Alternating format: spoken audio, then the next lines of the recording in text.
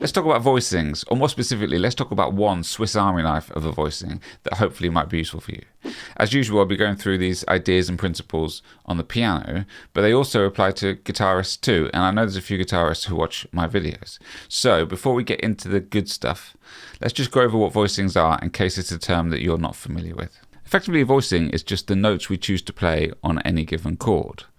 Now, when we first start learning chords, we typically learn them in their simplest form, as triads, where we just play the root, the third, and the fifth of the chord. But as our playing progresses, often what happens, or maybe as we start to play other styles of music, is that we start to acquire these new ways of playing chords that sound a bit more interesting. So typically what happens then is that a musician will learn or create a voicing that they like to use over a specific chord type that tends to be more than just the root, the third, and the fifth. So if you take a minor chord, for example, something like D minor, now the D minor, those two letters just really tell us in the simplest form that that chord has a root, a flattened third, and a fifth, D minor. But you might find that a musician will see that on a chord sheet and play something like this, or something like this.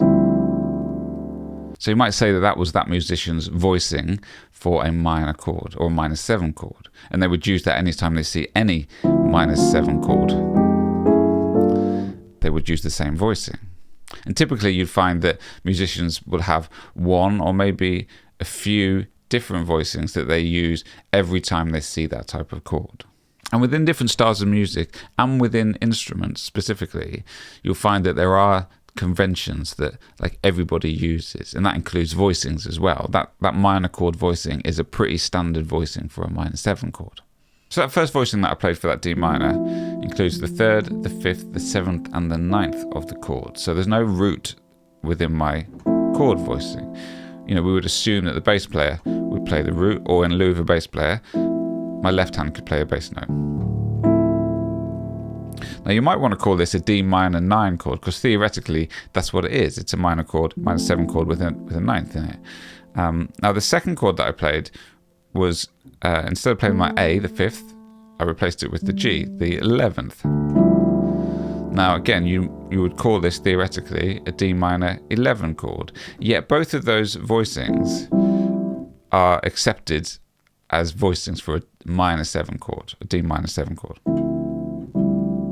Pretty standard practice for pianists and guitarists within certain styles to play rootless voicings. And the great thing about playing harmonic instruments is that you can play a familiar chord voicing or chord shape, and by changing the bass note, you bring a new harmonic context to the notes that you were playing in your chord.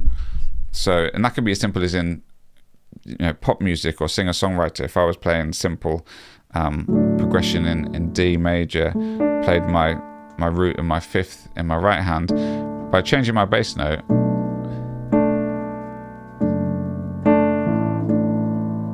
it changes the context, the harmonic context of what those two notes are. Even within a jazz context, if I was playing an E minor 7 voicing, but instead of playing the E minor in the root, the E in the root, I play a C in the root. I'm now playing a C major 9 chord.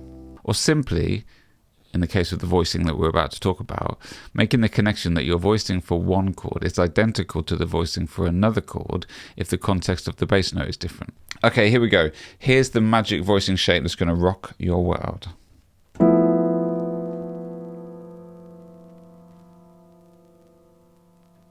Okay, nothing groundbreaking there, but stay with me. So I first came across this shape as a pretty standard rootless voicing for a dominant 7 chord. So with the G in the bass, it spells out a dominant 7.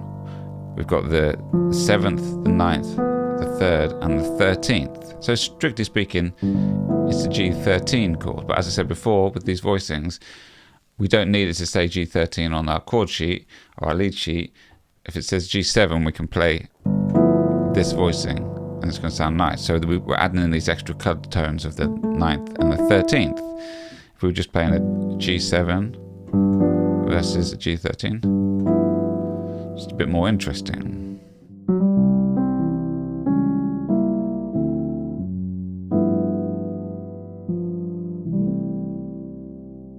So I'm able to use the same shape on all dominant 7 chords just by shifting it around. So if I move that shape up a minor third, then I get a B flat 7, which includes that 7th, 9th, 3rd, 13th. So that same shape is just moved up. Okay? So as I said before, initially I associated this voicing shape with a dominant 7 chord, but it wasn't long before I learnt the voicing shape for an altered chord, or more specifically, a 7 with a sharp 9 and a sharp 5, or flat 13. And so I would voice that with a third, a 7th, so my G altered, a third, a 7th, a sharp 9, and a flat 13. Now if I voiced that on a D flat altered, and I used my 3rd and my 7th, and my sharp 9 and my flat 13, do you recognise that shape?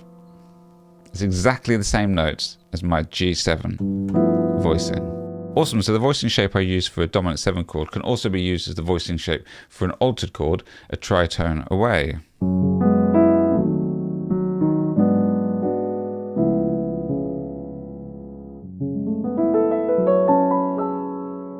This could also make those tritone substitutions a little simpler too.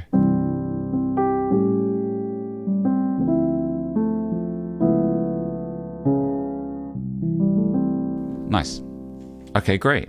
But it doesn't stop there. There's another cool type of dominant chord that this very same voicing can become if we just change the bass note.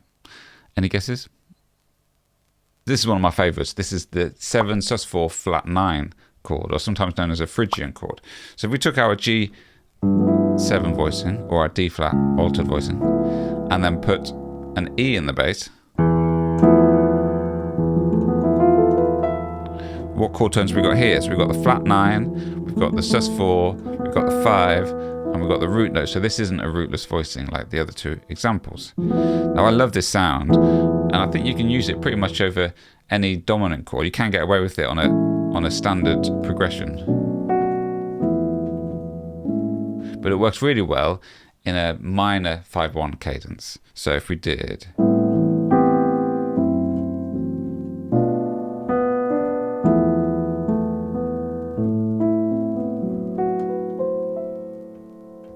Nice. Now this leads us on perfectly to the fourth use of our voicing shape. So we've just used that shape as the 5 chord in a minor 2-5-1 as an E Phrygian, but we can actually use this same voicing as the 2 chord, as the half diminished, or minor 7 flat 5. So that B half diminished, we can use the same voicing because we have the flat 9, the 7th, the root note, and then the 11th, or what might be better described as the sus4, because we have no third there.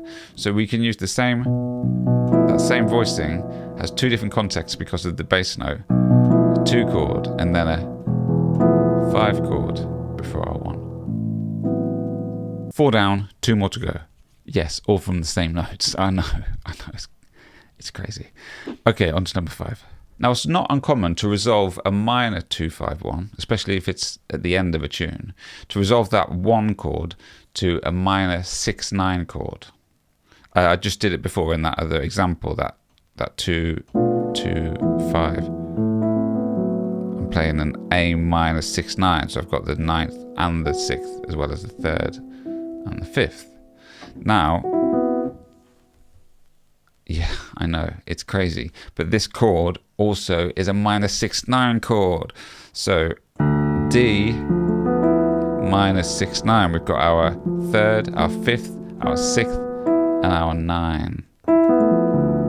So 2, 5, 1. The gift that keeps giving. And finally, the last use case for our chord shape is over an F bass note. So what have we got? Root note, 3rd, sharp 11, major 7. So major 7, sharp 11 chord. So typically this would be used when you have a major 7 chord that's functioning as a 4 chord. So in songs like Autumn Leaves, where you have 2 chord, 5 chord, 1 chord, 4 chord.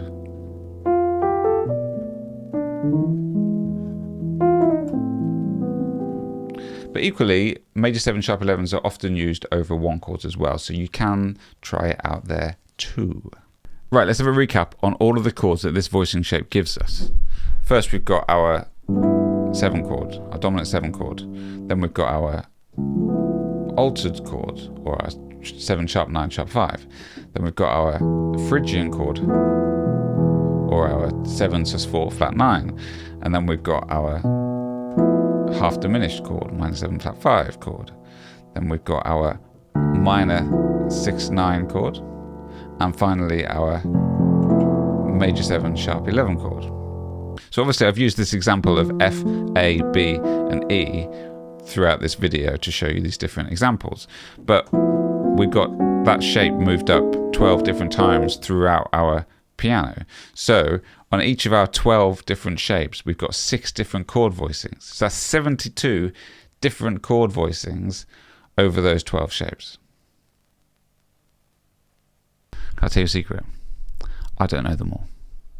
You see, I play in maybe 6 keys, more than any other keys, and I get the same chords that appear all the time. And I haven't necessarily thought it a good use of my practice time to learn all 72 voicings. I know all 12 shapes, but if you were to say to me, what's the shape for an A major 7 sharp 11? It would take me a second.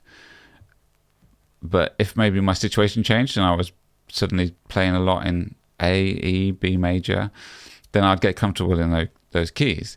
But at the moment, I haven't felt necessary to do that. So if all those chord possibilities seem a bit daunting, they needn't. I think there's great value, though, in identifying which few that you really like and start implementing them into your practice, into your playing. I find that I use the first 4 a lot, but not so much the last 2. My advice would be to spend some time practicing playing some songs, and at every opportunity implement some of these new voicings. So it might be that every time you see a dominant chord that you put in the 7 sus flat 9 voicing. So it might be that before you start playing, you go through and identify all the opportunities that you can use it and what voicing shape you would need to use for that. And then every time you get to it in the tune, you play that version rather than maybe the standard version that you would normally play. Or do the same thing for the half-diminished chord. So every time you see a half-diminished chord, you play this new voicing for the half-diminished chord rather than what you would have done typically. Now, it will take a little time for this to become a natural part of your voicings toolbox if you've been so used to playing things in a different way, but if you intentionally employ this and keep coming back to it, I don't think it'll take long before those sounds and those new colors become part of your vocabulary. Hopefully there's something in there that was useful to you. I guess if you're still watching, then maybe there was. If you are still watching, I just want to take a second to say thank you for all the support I've been getting on the channel, and for those of you who are sharing the love in the comments. I really do appreciate it. It's great to know that people are enjoying the videos and that they're getting some value from them. So thanks for being here.